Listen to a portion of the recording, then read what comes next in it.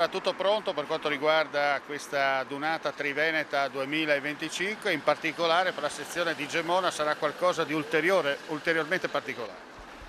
Tutto pronto, noi andremo giù sia il sabato pomeriggio per aspettare l'arrivo del Labero Nazionale e del Presidente, poi andremo alla messa che è prevista nel Duomo di Conegliano alle 6:30 e naturalmente noi devo dire che c'è stato un grande entusiasmo anche per ringraziare, tu sai che la sezione di Conegliano in occasione del raduno del Tolmezzo lo scorso anno, a settembre,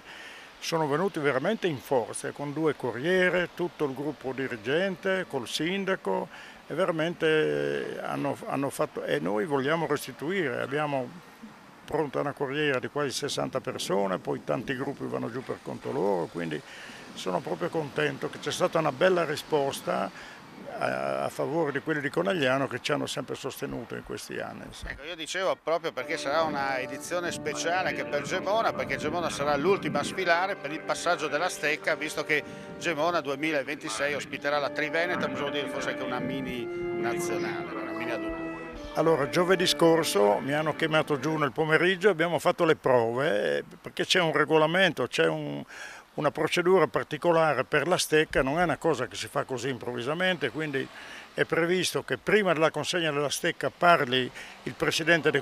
Conegliano, dell'ANA di Conegliano, Francesco Botteon, poi parlerà il sindaco di Conegliano, che tra l'altro è un alpino e che viene sempre anche a Gemona e a Venzone,